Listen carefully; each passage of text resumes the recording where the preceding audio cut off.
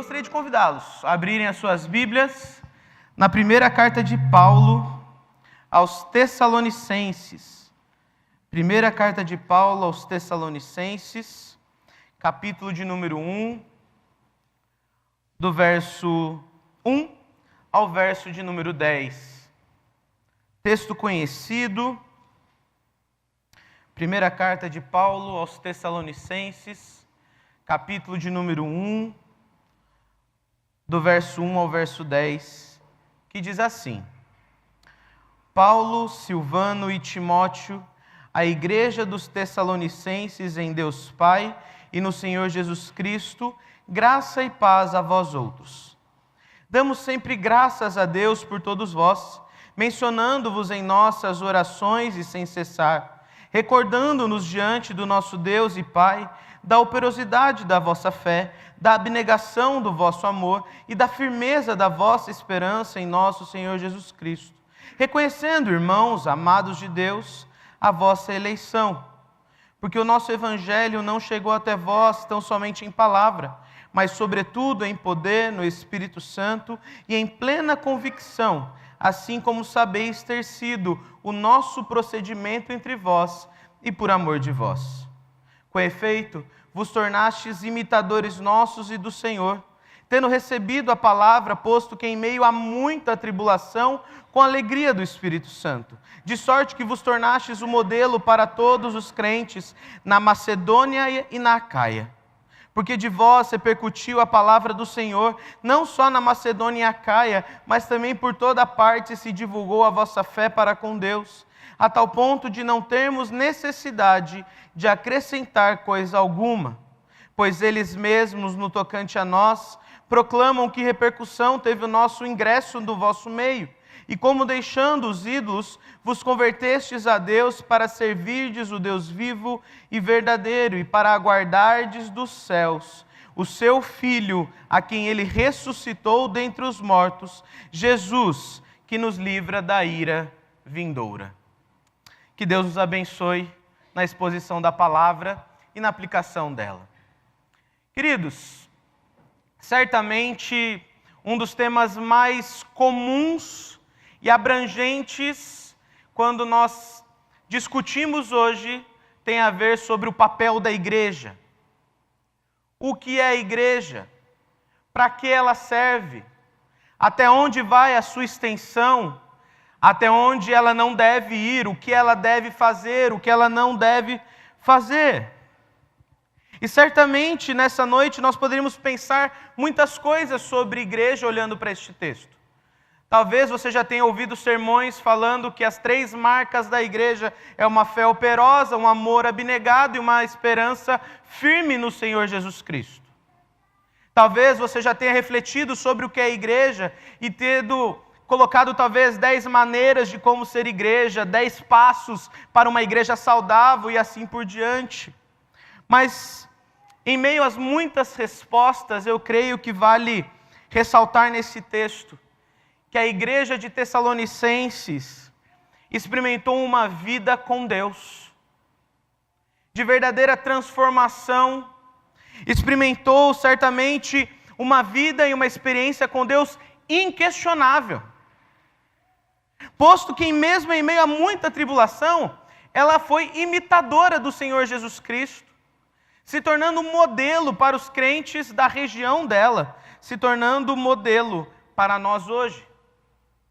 Então, quando nós olhamos para a igreja de Tessalonicenses e pensamos o que é a igreja, nós poderíamos dizer que a igreja precisa e necessita ser memorável, e não porque ela alcance isso por si, mas porque Deus faz isso dela. Eu consigo perceber isso olhando a história da igreja primitiva ou da igreja dos primeiros séculos. Em 249, a cidade de Cartago foi devastada por uma epidemia, por uma peste. Enquanto as pessoas iam embora, deixando a cidade, porque estavam com medo de morrer, com medo de serem atingidas pela peste, o bispo Cipriano conclamou os cristãos a permanecerem. dedicando-se em favor, em cuidado aos enfermos e moribundos, não apenas aos crentes, mas a todos. E até mesmo fazendo a seguinte pergunta: se nós não fazemos o bem, ou se nós fazemos o bem apenas aos nossos, o que nos diferiria de ser como eles? Então, durante todo este período da peste, de 249 a 270, os cristãos permaneceram em Cartago, cuidando, auxiliando e amando as pessoas. E isso fez desta igreja, ou deste período histórico, um momento memorável. Uma igreja memorável. E se nós fôssemos lembrar ainda de muitas outras histórias, como da igreja de Tessalonicenses, nós ficaríamos muito tempo aqui.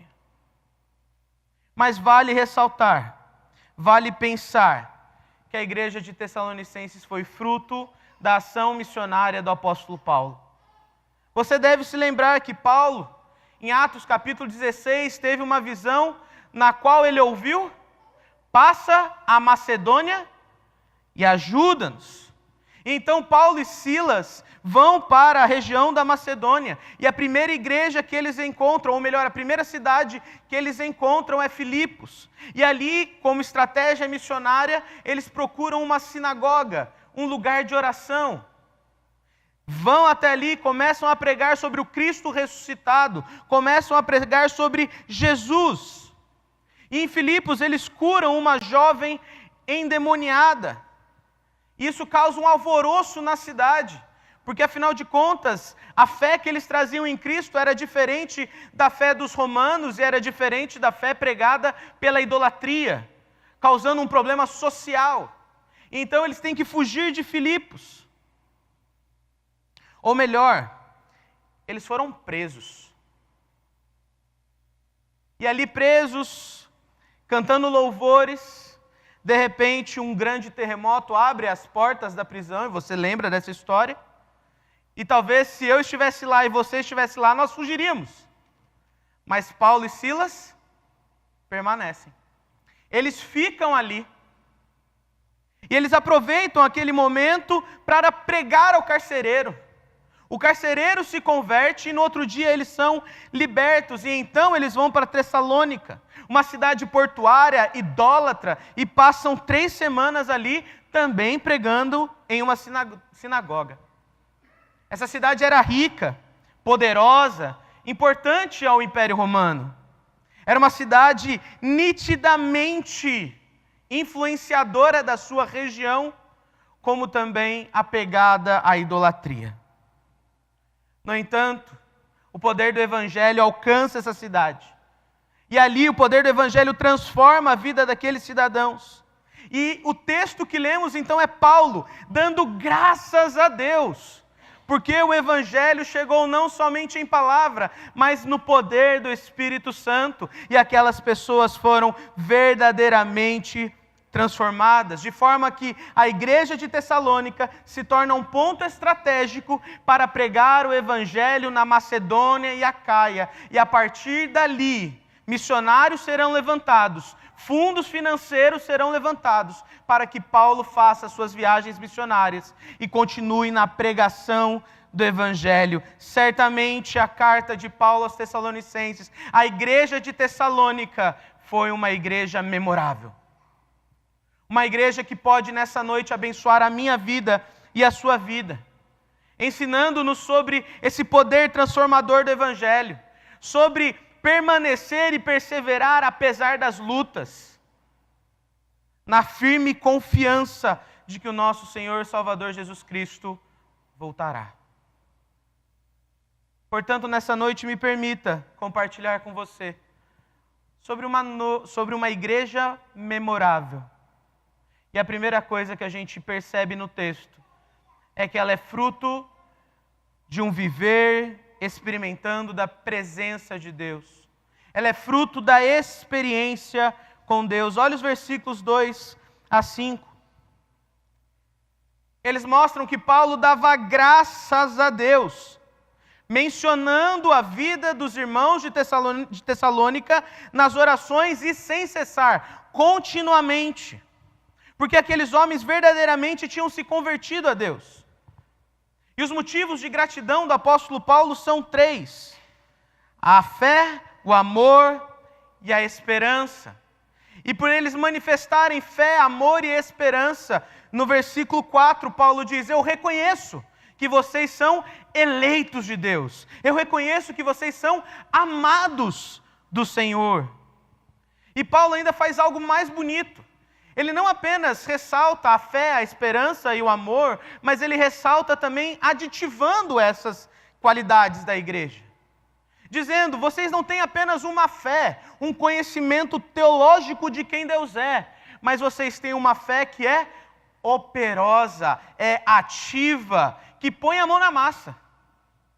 Vocês têm uma fé que se traduz nas ações de vocês, e nós podemos ver, nós podemos testemunhar de que vocês, como diria Tiago, irmão de Jesus, têm uma fé viva, porque ela tem obras. Ele ainda diz que o amor deles é abnegado, e melhor seria traduzido isso para amor dedicado, amor esforçado, quase que um amor operoso, mas mais intenso. É como se Paulo estivesse dizendo de um amor que trabalha de uma forma extenuante e intensa, em favor do Senhor e em favor do próximo. A compreensão de Paulo, então, foi que a fé e o amor se manifestaram em provas visíveis na vida daqueles crentes, de maneira inegável.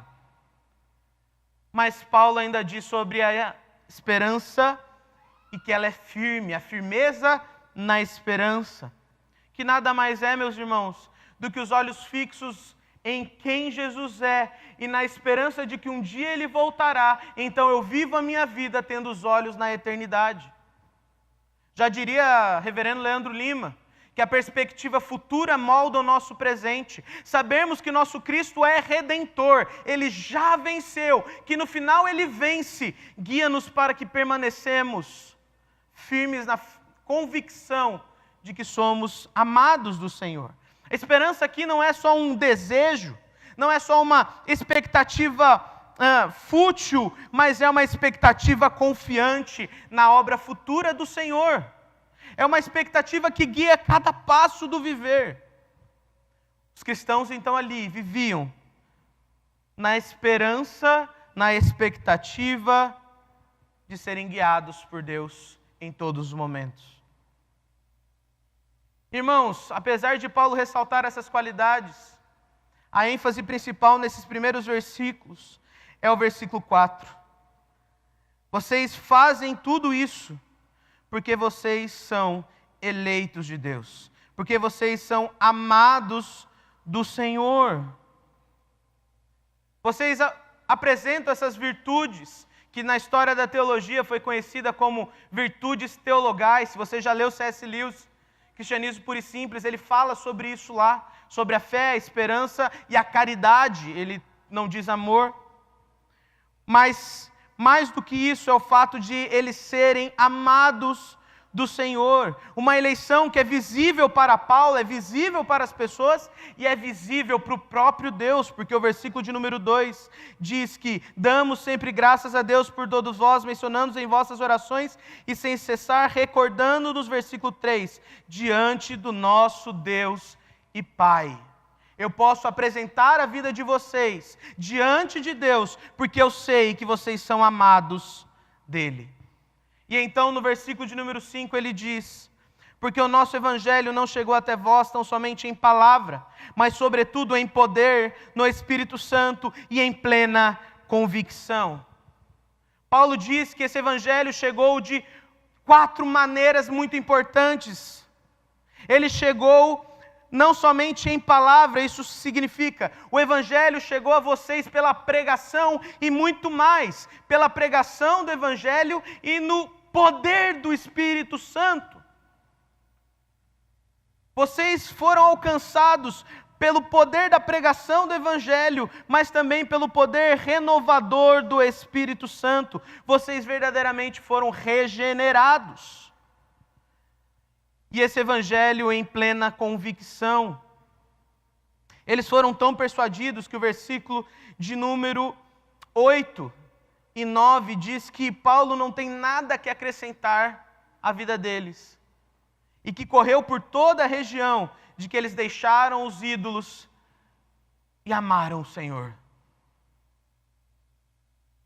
Queridos, na prática a gente pode entender algumas coisas aqui de lições para a nossa vida. E a primeira delas é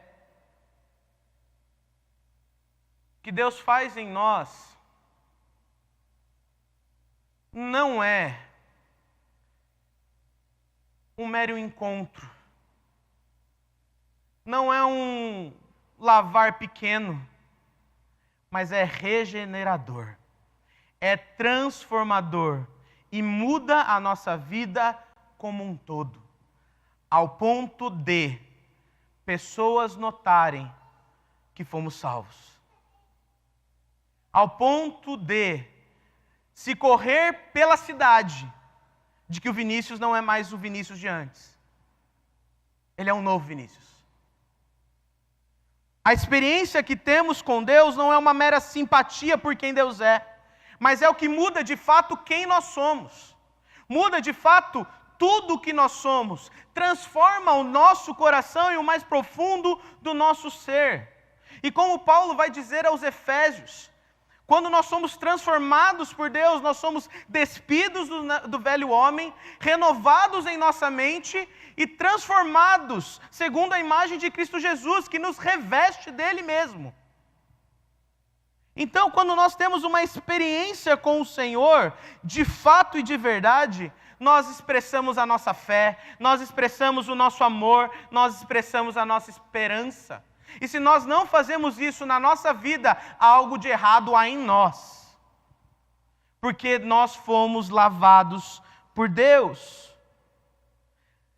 E meus irmãos, ainda que entendamos que se as virtudes teologais são provas visíveis da experiência com Deus, todo crente então precisa manifestar fé. Todo crente precisa manifestar amor. Todo crente precisa manifestar esperança. Foi isso que Cipriano olhou para a sua igreja e disse: o que nos difere dos outros se nós não permanecermos e fugirmos? E é por isso que cristãos perderam a sua cabeça, se entregaram a leões e viveram uma fé que verdadeiramente amava o Senhor. Ainda na prática e por fim neste primeiro ponto, os membros de uma igreja memorável experimentam de Deus porque são amados e eleitos de Deus. E aqui eu quero ressaltar o amor de Deus pela igreja de Tessalônica. E como isso é motivador. Porque imagina a igreja reunida e ouvindo: Paulo ora por vocês todos os dias. Já teve a experiência de saber que alguém ora por você?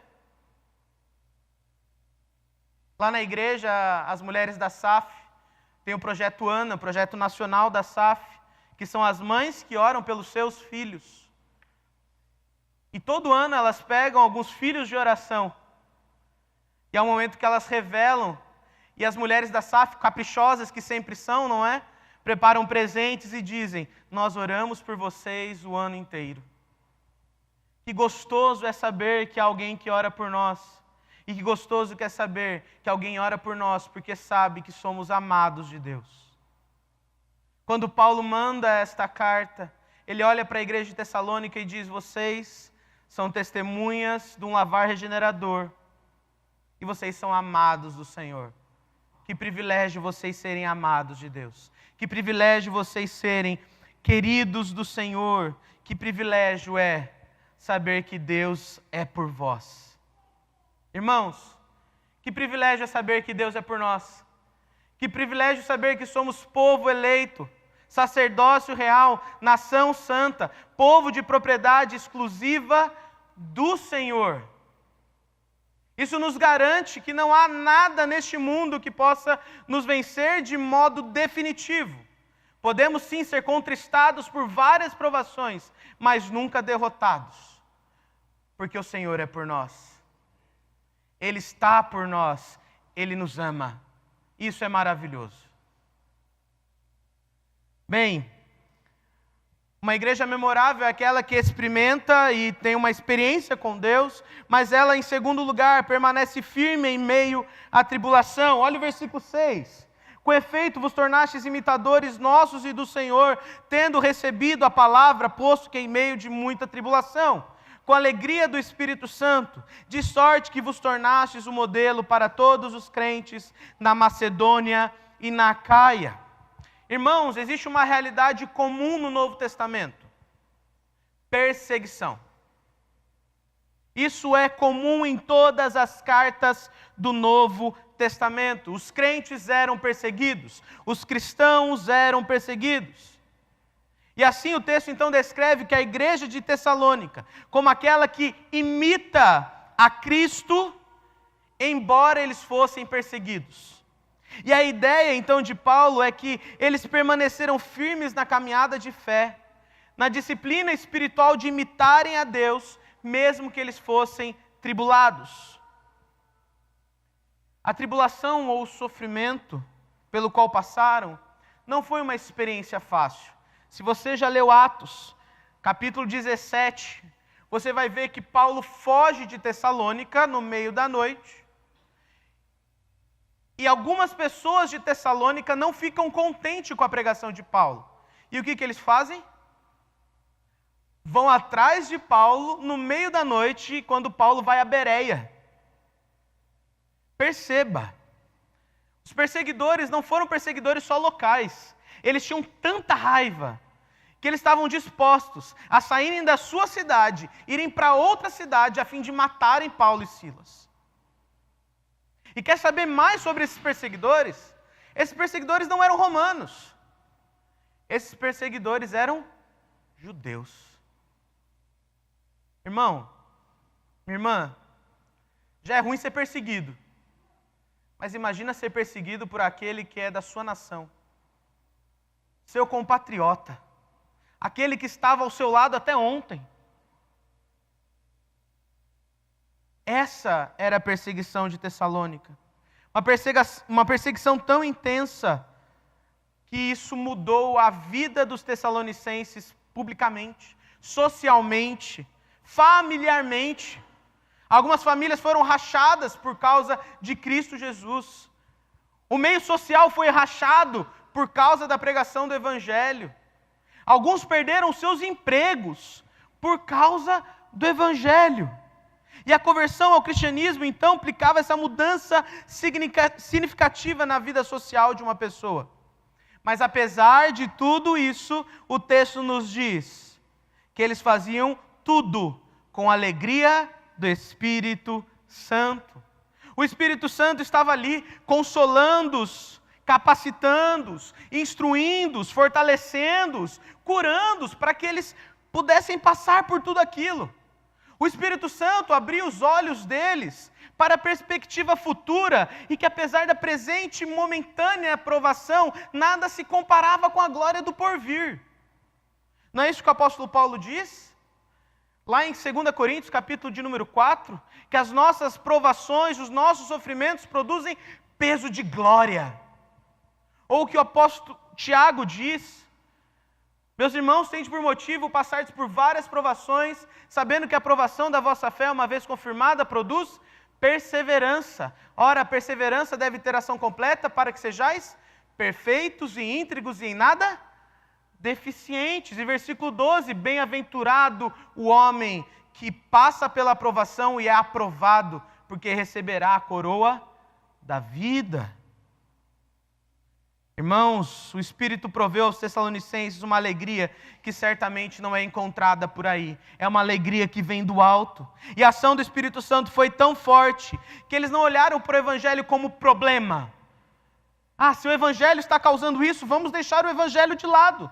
Se o Evangelho está nos trazendo problemas, vamos deixar ele secreto, para que a gente consiga ter o nosso meio social permanecido, para que a gente tenha ali uma boa convivência. Não!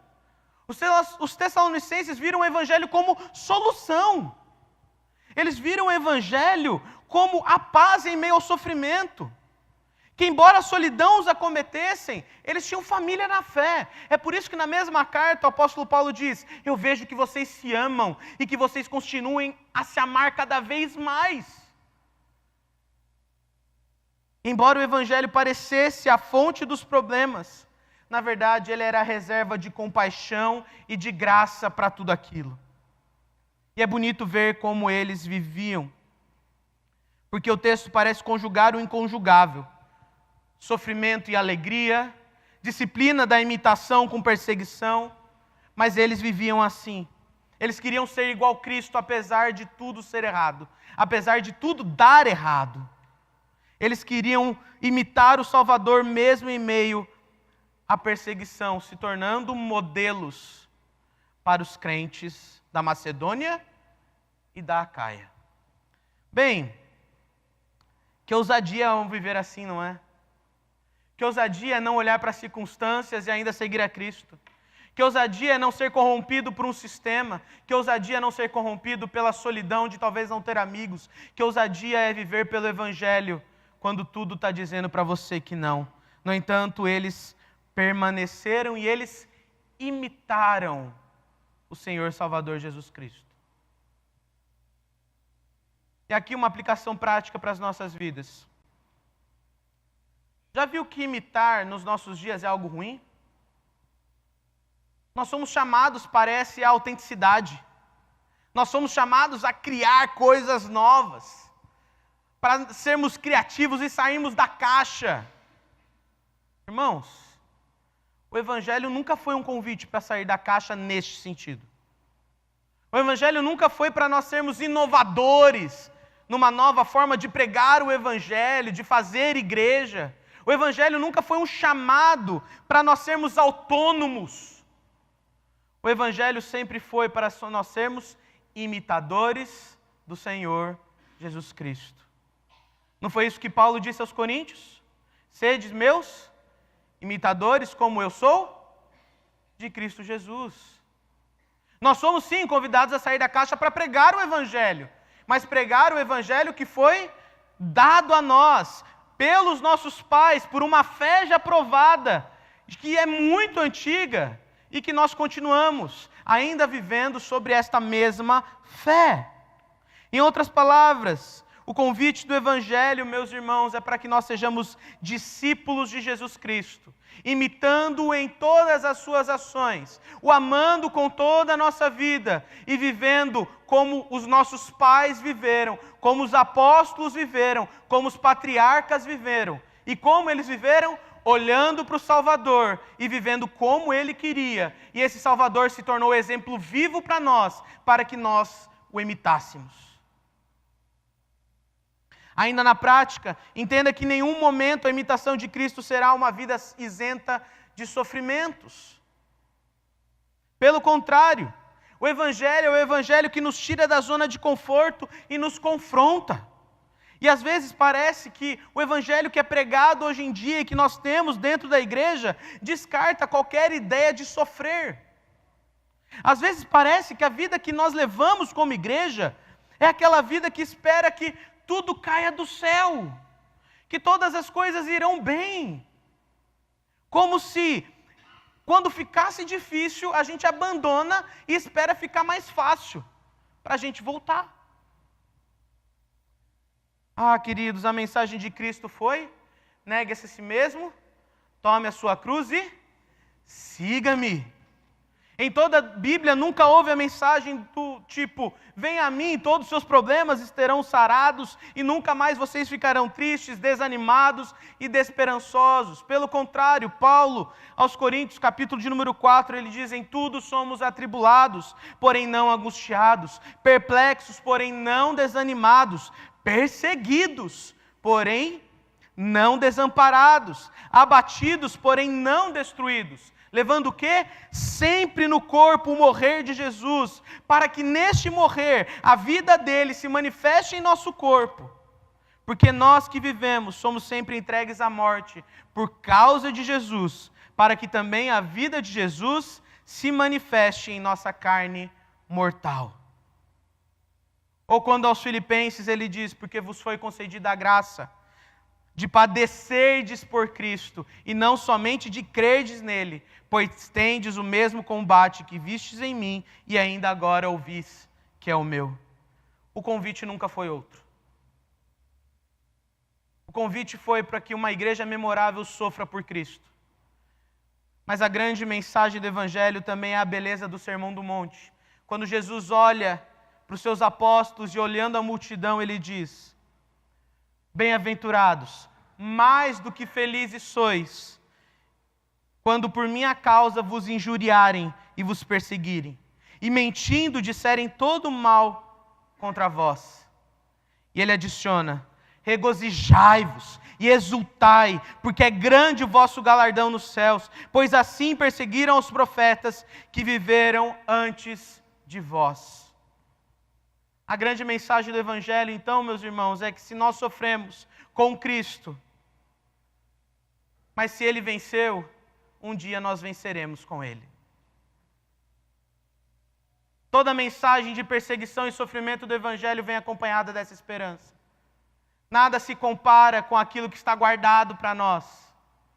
A presente momentânea tribulação não se compara com a glória do porvir, é o que Romanos diz. Primeira carta de Pedro diz que se nós somos contristados por provações aqui, é para que nós nos apresentemos melhor diante do nosso Salvador. Então nós temos uma mensagem clara de esperança no Evangelho. E se com Ele sofremos, com Ele venceremos, porque em Cristo somos mais do que vencedores. E aqui então eu já caminho para o final. E o fechamento deste sermão, demonstrando o poder do Evangelho no versículo 9 e 10, mostrando como esses tessalonicenses se tornaram a própria mensagem que eles criam, porque diz que eles mesmos causaram uma repercussão, toda parte ouviu, ressoou em toda parte, de como eles deixaram os ídolos e se converteram a Deus, e serviram a Deus vivo e verdadeiro, e tinham esperança. Deixa eu dizer uma coisa para você histórica neste momento da carta. Os tessalonicenses aqui ainda não haviam enviado missionários. A carta de Paulo aos Tessalonicenses é uma carta pastoral, falando para eles continuarem no Evangelho, consertando algumas questões, principalmente a segunda carta a respeito da volta de Cristo. Mas aqui eles ainda não haviam enviado missionários. Sabe por quê? Porque eles eram os próprios missionários. O Evangelho atingiu tanto a vida dos tessalonicenses, que Tessalônica se tornou o campo deles, e lá eles pregaram. Lá eles anunciaram, e lá as pessoas podiam testemunhar que Deus era real. Sabe o que aconteceu com os tessalonicenses? Eles encarnaram o poder do Evangelho em si. Eles se tornaram a própria mensagem da verdade. Eles se tornaram aquilo que eu e você precisamos nos tornar. Testemunhas de Cristo, onde vivemos, com quem vivemos, em todos os momentos. Há uma matéria no jornal O Estandarte, uma matéria de 1929, contando como os primeiros missionários saíram aqui do Vale do Ribeira e foram para a região de Dourados, no Mato Grosso do Sul. E havia uma pergunta que nutria a missão deles: onde a nossa alma vai passar a eternidade? Essa é uma pergunta que em muitos corações bate de maneira pesada, porque a gente vive se perguntando, né? Da onde viemos, para onde vamos, como vivemos, é a crise existencial deste mundo. Mas eu e você temos a resposta. Eu e você sabemos de onde viemos e para onde vamos. Eu e você vivemos para aguardar dos céus o Filho amado que nos guarda da ira vindoura. Eu e você sabemos onde nós passaremos a eternidade. Os tessalonicenses sabiam onde eles passariam a eternidade. E eles viviam pregando isso. Eles viviam nessa firme convicção de que eles viveriam a eternidade com Cristo Salvador, que os livra da ira vindoura. Então, nessa noite, meus irmãos, me permita terminar dizendo de que, se nós queremos ser uma igreja memorável, nós precisamos ter essa experiência transformadora em nossos corações. Nós precisamos ser imitadores de Cristo e discípulos dele em todos os lugares, com a firme convicção de que um dia o nosso Salvador voltará. Um dia o nosso Salvador virá em glória, e todos verão e todos saberão que Ele é Senhor.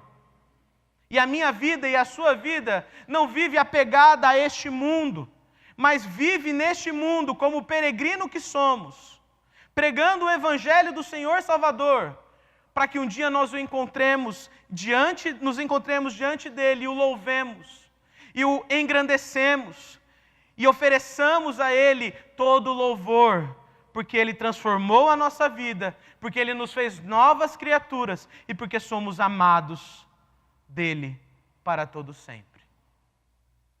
Isso é uma igreja memorável. Isso é a igreja de Tessalônica. Essa é a igreja do Senhor Jesus Cristo. A igreja que ama o Senhor Deus, que vive a imagem do Senhor Jesus e que vive na firme esperança de que um dia Ele voltará. Oremos. Senhor, muito obrigado por essa noite. Muito obrigado por estarmos juntos nessa noite. Obrigado por rever irmãos tão queridos, ó Pai.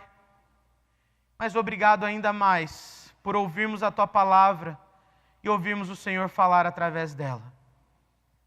Obrigado, ó Deus, porque Tu és o nosso Senhor. O Senhor se revela a nós. O Senhor é o nosso Deus.